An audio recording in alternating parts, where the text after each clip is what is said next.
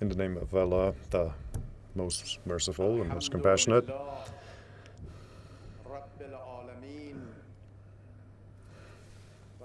Praise be to the God of the worlds, and peace and blessings to Holy Prophet of Islam, Muhammad,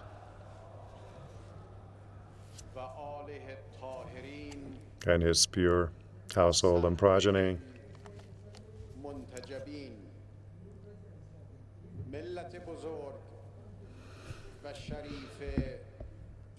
The great and respected nation of Iran, distinguished and respected guests of the Iranian nation, respected heads of governments, presidents, prime ministers, parliament speakers, foreign ministers, and special representatives of neighborly and friendly countries, the respected representatives of Iranian Parliament, Islamic Consultative Assembly, and respected members of the Guardian Council, heads of judiciary and legislative branches, respected members of the Assembly of Experts, the respected head and the respected members of the Expediency Council, the chair and respected members of the office of the leader of the Islamic Revolution, and members of the office of the late Imam Khomeini, respected members of government, the entire officials, civil and armed forces officials, the respected clergy, the respected families of the martyrs and the war-handicapped, thinkers, elites, and respected reporters and correspondents, ladies and gentlemen. So with the pledge that I made in the swearing in ceremony, now I'm officially in charge, and I have shouldered the heavy burden of the executive branch, the safeguarding of the constitutional law, and to be accountable to the rightful demands and the requirements of the Iranian nation. This is what I have accepted to do and shouldered. So I do believe that the shaping up of the government of the righteous, the government of the honest and trustees, those who stick to moral values, and those who are of the people, this is the closest path, in my opinion, to follow the guidelines of the Holy Prophet, the very same person who said,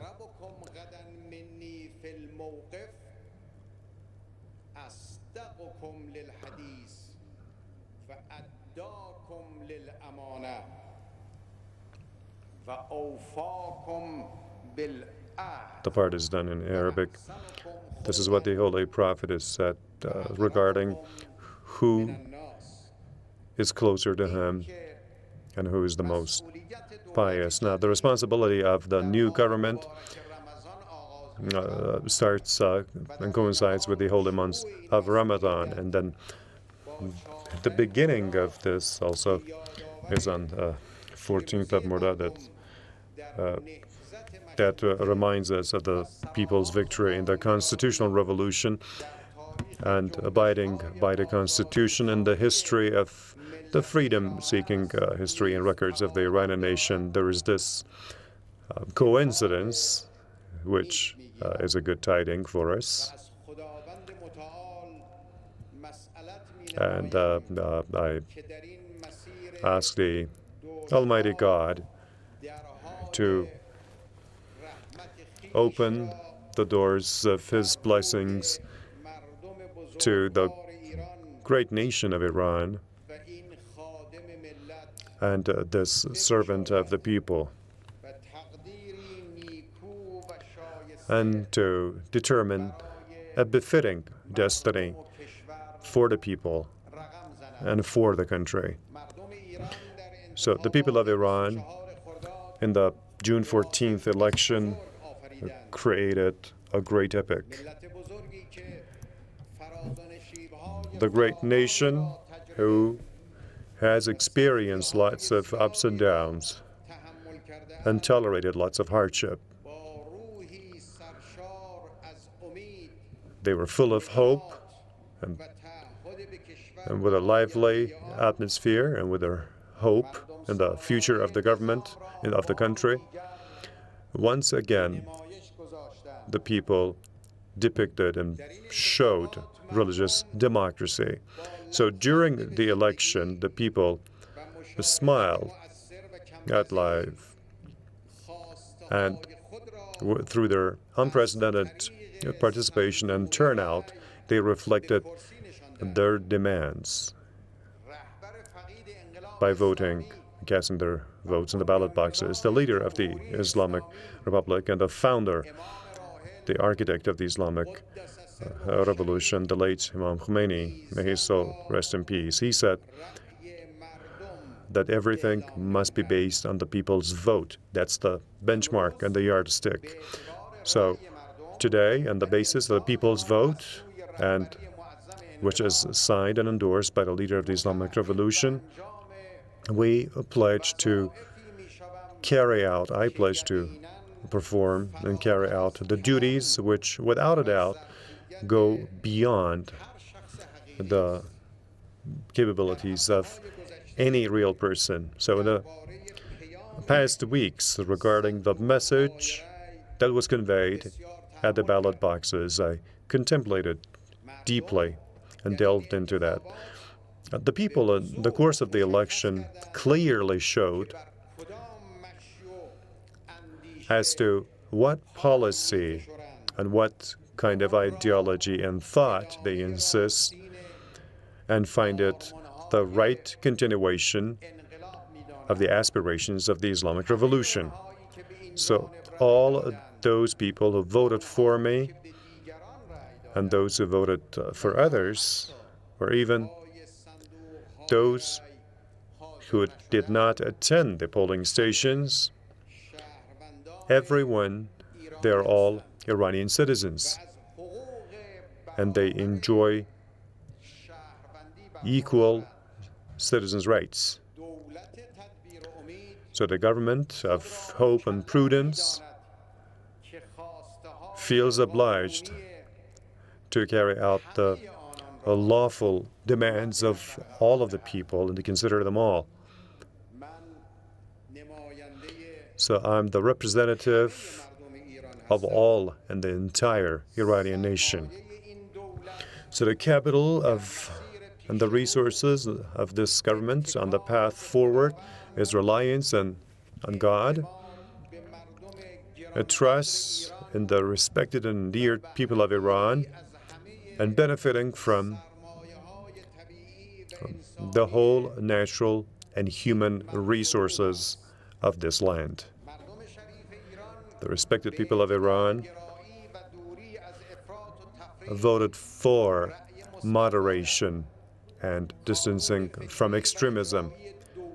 The executive hub of the government is based on moderation and wisdom. That's what all our affairs will be based upon. So moderation means balance between aspirations and realities on the ground. It means preferring national interests over party interests and factional interests. So moderation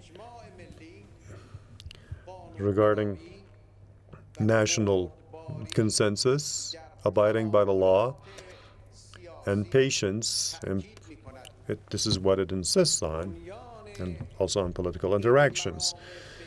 So the basis of this kind of thought is distancing from hallucinations and illusions and concentrating on thoughtfulness, on planning, on transparency, and on tapping into skills and qualifications.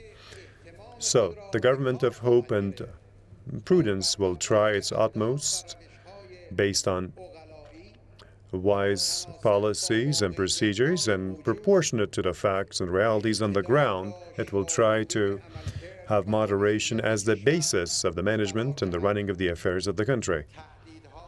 The threats will be alleviated and reduced, and the opportunities must be increased. So moderation insists on moral values and patience and compromise. So through dialogue, understanding, and devising of short-term and mid-term plans that will try to fill the social and economic gaps. It will try to minimize it to the maximum possible level. So the government of hope and prudence will stick to the rule of law, the rights and the freedoms of all citizens, accountability to society, and will also insist on scientific-based management. People want change, development, and perfection. The people want discrimination and poverty. They want to stay away from discrimination and poverty. People want to enjoy dignity, a dignified status. They want an atmosphere which is free, which is spiritual, and which is logical. They want to live in that atmosphere. So fathers and mothers of our society, they pursue a future for their children. Our youths want to be given the chance to flourish, to be able to innovate. So in a nutshell, the people want to live better, to feel dignified, and to enjoy and benefit from a stable life, and to enjoy the rightful and deserving and befitting status among the world people. Since the victory of the Islamic Revolution, the women in this country, based on the high aspirations and thoughts of the late Imam, shoulder by shoulder, neck and neck with the Iranian men, they maintained their presence on the stage, and they were active. They have always tried, the Iranian women, as half of the great population of Iran, to play their own role in the lasting epics that the people have made. So the June 14th presidential election was also another example and manifestation of this fascinating move. So after the strides that the Islamic establishment took in dignifying the role of the women, the government of hope and prudence will try its utmost to restore further the rights of women and providing equal chances for them on various social arenas. This is on top of the priorities of this government, and also to provide and set the stage for further playing their roles on various areas and fields. This will be on the top of our agenda. So one key goal will be fighting discrimination and corruption. All the organizations and officials need to join forces so that we would launch a great combat and fight against corruption and inequality. In case we fight corruption, then activities and dynamism and economic flourish will find a meaning and will be sensible, and the resources will be tapped into the right way. Meritocracy will prevail. And on top of all, the campaign against corruption and then justice and economic flourish will be the results. In such a situation, deprivation, poverty, and discrimination will be removed. So the main approach of the 11th government will be to set the stage for the high participation of the people. This is on the top of the agenda of all the sections and departments of the government. Based on this approach, efficiency, transparency, and setting the stage for the right situation for businesses to grow, the spread of the culture of employment job generation, the strengthening of social assets, and increasing access to know-how and technology and provision of welfare for the public will be on top of the agenda of our plan.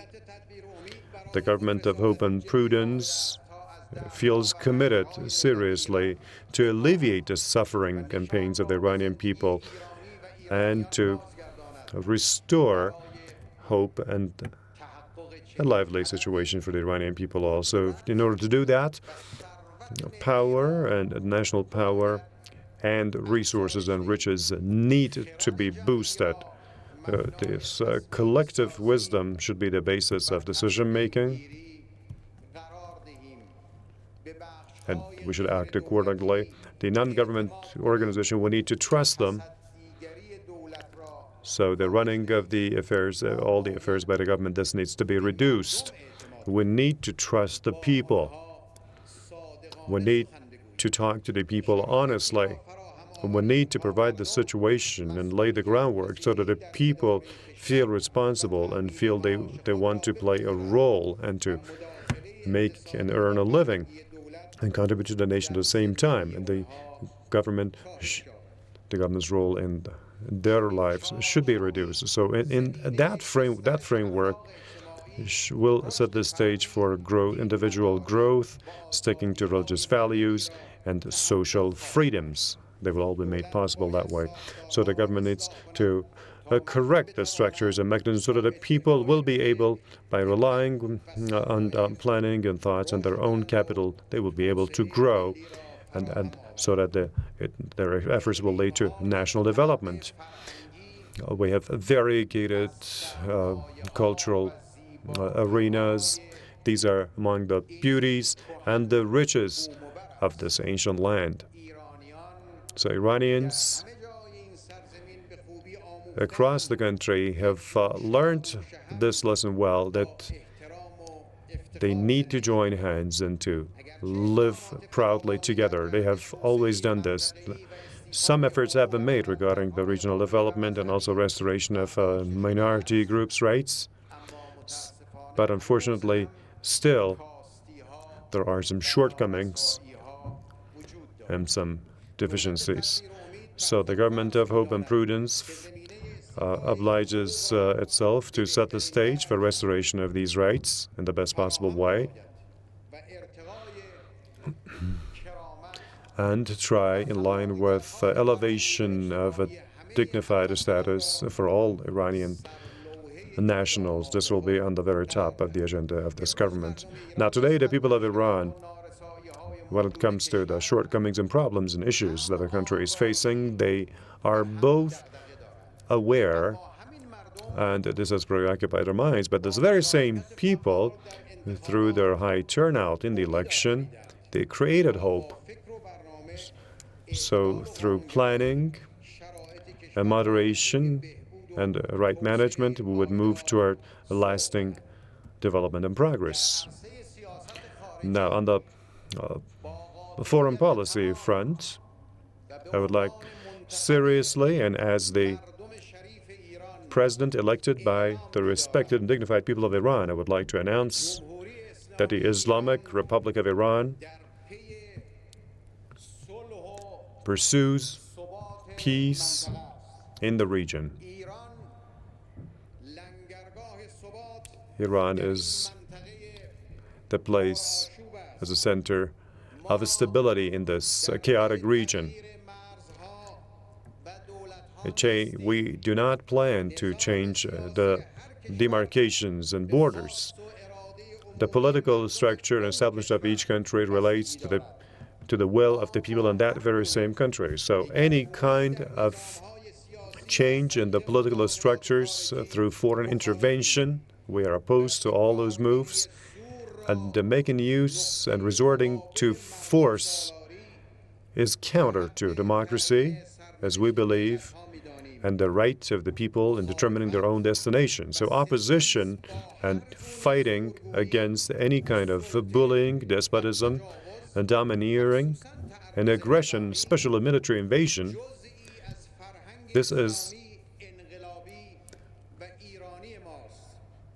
is part of our Islamic culture and revolutionary culture. So peace and tranquility in all neighboring areas and peripheral areas of Iran. This is not only a wish and a demand, but is a prerequisite and a must for the Islamic Republic of Iran. So all-sided efforts should be made in order to put an end to unrest, fratricide, ethnic and tribal violence, as well as injustices anywhere in the world. This is the demand of all the world nations in the global community these days. So, in the world today, no power can provide security by intimidation and terror, by making an insecure situation for others. So welfare, security, and development, these are global goods, and they cannot be monopolized. So in international relations, the government will try by establishing mutual respect and confidence, and further confidence between Iran, neighborly countries, and regional nations, national interests, national security, and peripheral security will be boosted this way. Transparency is the key to unlock the doors of mistrust, and it opens the doors of trust. So the transparency we're talking about cannot be unilateral, and it cannot lack mechanisms and the right structures needed in mutual, reciprocal, and multi-sided relations. So removal of tensions, making mutual trust and confidence and positive interaction will clear the path ahead of us. So I would like to expressly stress here that Iran has never wanted to fight anyone in the world. All our efforts will be focusing on bringing the warmongers under control. So Iran has paid a heavy price for its independence. And still, for the dignity and pride of Iran, we still attach great importance. Well, the sanctions have piled great economic pressure on the people, but still, people's huge turnout in the election proved that when it comes to safeguarding their national interests, the people are serious, and they are wise and vigilant. So the people who have national coherence, and they have this great and huge turnout in the election, and they peacefully go to the ballot boxes, well, such a people cannot be made to surrender through sanctions. Or such a people cannot be threatened to war and fighting. So the only way for interaction with Iran is a dialogue on an equal footing, confidence building, which should be mutual, and mutual respect, as well as reducing antagonism and aggressiveness.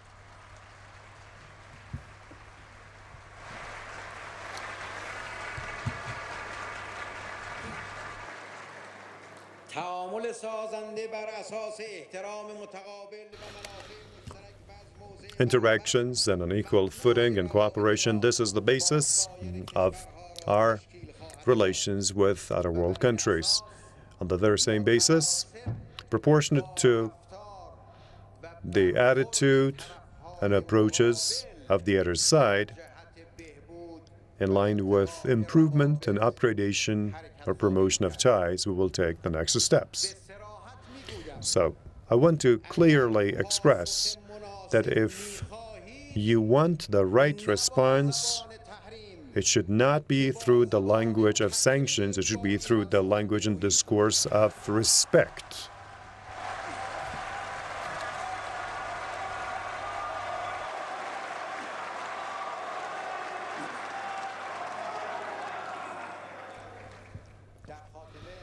So in the end,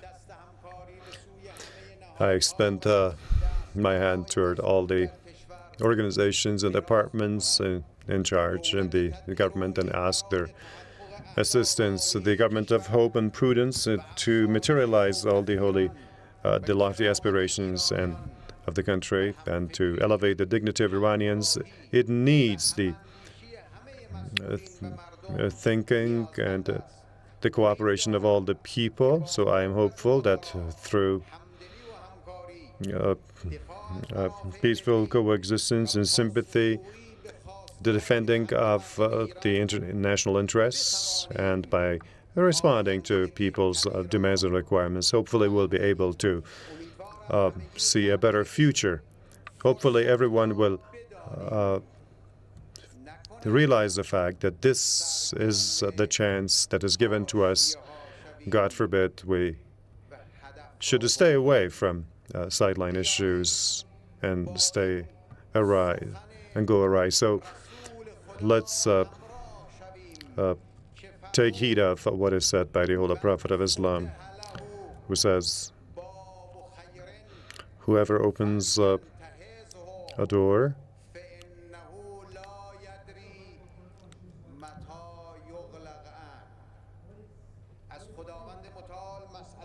So I would like to ask the omnipotent God and beseech the God Almighty to give us success and all my cabinet members so that we'll be successful to be able to serve and to offer great services to the Iranian nation and also the respected nation and the representatives. I ask them through consultations and recommendations to justice. I ask them to assist me in this great task, as this is also recommended by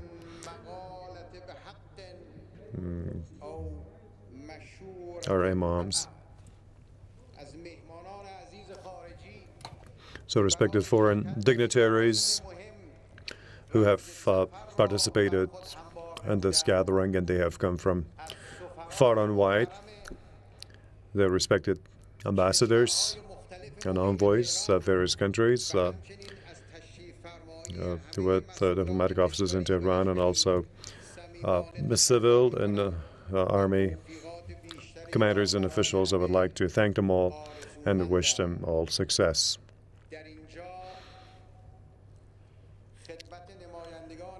So the respected representatives of the people at Parliament, I would like to announce here that by necessary investigations and studies and consultations with thinkers and scientific and expert committees and groups, and implementation of the 133 article of the Constitution in this very same meeting, the names of the proposed cabinet ministers of the government of hope and prudence, together with their biography and resume and their plans, and the general policies of the government's action plan it will be submitted in order to get the vote of confidence of the Parliament. I'm going to submit that here now.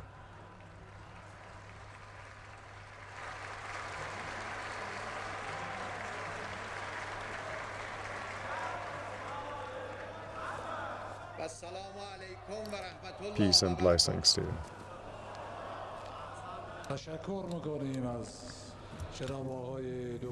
Thank you, Dr. Rouhani, the respected President